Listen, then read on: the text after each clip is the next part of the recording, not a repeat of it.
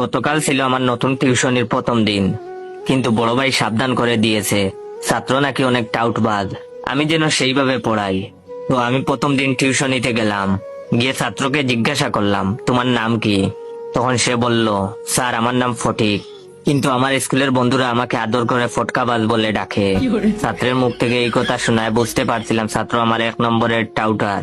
আমিও কম যায় না, আমি আমার ছাত্রকে বললাম, শোনো ফটিক, আমি খুব রাগী একটা মানুষ, তোমার মতো অনেক ফটকাবাজ ছেলেদের আমি পিটিয়ে মানুষ করেছি, তাই আমার সাথে কোনো চালাকি করবে না, প্রতিদিনের পড়া প্রতিদিনই শেষ করতে হবে। তখন ছাত্র আমার মুখের দিকে তাকিয়ে বলল, আমি কি আপনাকে স্যার বলে ডাকবো নাকি দুলাভাই বলে ডাকবো? তখন আমি বললাম, দুলাভাই বলে ডাকবে মানে? ফাজলামি করো, স্যার বলে ডাকবে। তখন সে বললো, আসলে 2 দিন পর তো আপনি আমার দুলাভাই হবেন, তাই আগে থেকে ডাকার অভ্যাস করে নিচ্ছি। তখন আমি বললাম, দুলাভাই হবো মানে? তখন সে বলল, স্যার আমার 3 বোন, 2 বোনের বিয়ে হয়ে গেছে, কিভাবে হয়েছে জানেন?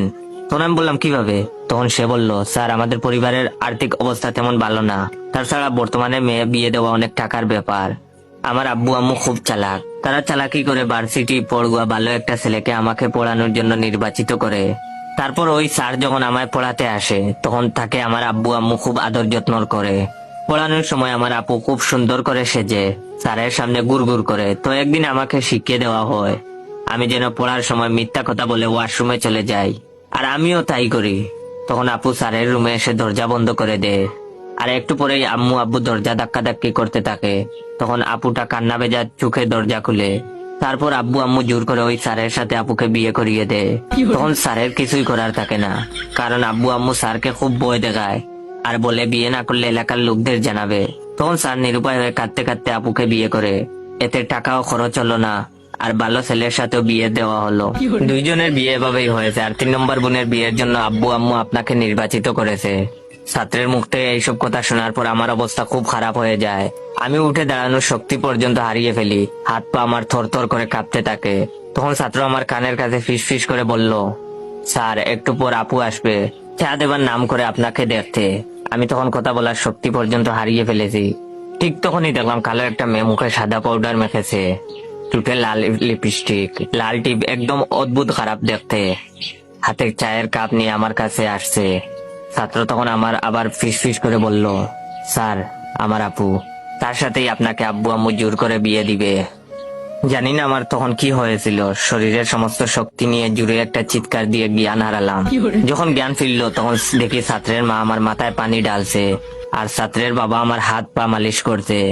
আমি তখন সোজা ছাত্রের মায়ের পায়ে ধরে কাঁদতে কাঁদতে বললাম, আন্টি আমায় মাফ করে দিন, আমি বিয়ে করতে পারবো না, আমি খুব গরিব, আমাকে নিয়ে আমার বাবা মার অনেক স্বপ্ন, তাছাড়া আমার গার্লফ্রেন্ডও আছে, ও যদি জানে আমি বিয়ে করেছি তাহলে আমায় মেরে ফেলবে।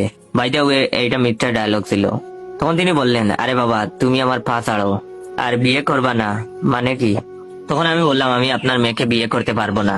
ছাত্রের মা আমার কথা শুনে একদম চমকে গেলেন। তারপর আমাকে সোফায় বসিয়ে বললেন, আমার মেয়ে মানে? আমার তো কোনো মেয়েই নেই, আমার তো একটা মাত্র ছেলে। তখন আমি বললাম, তাহলে ওই মেয়েটাকে?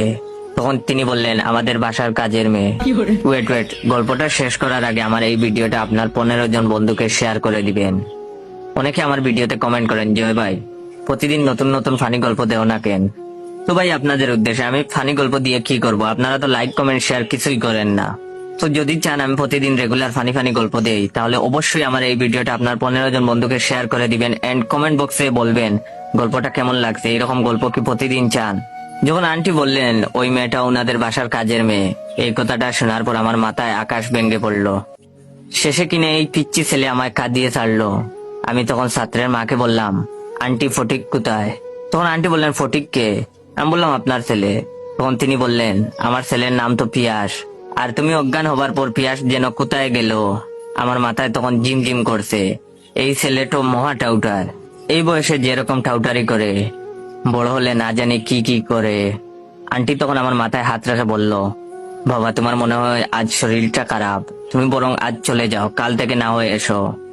আমি রাস্তা দিয়ে হাঁটছি আর ভাবছি, সারা জীবন আমি মানুষদের সাথে ফটকাবাজি করেছি, আর আজ কিনা আমার হাঁটুর বয়সী ছেলে আমায় কাঁদিয়ে ছাড়লো। বেঁচে থাকতে এই মুখটাও ওই ছেলেকে আর দেখাবো না।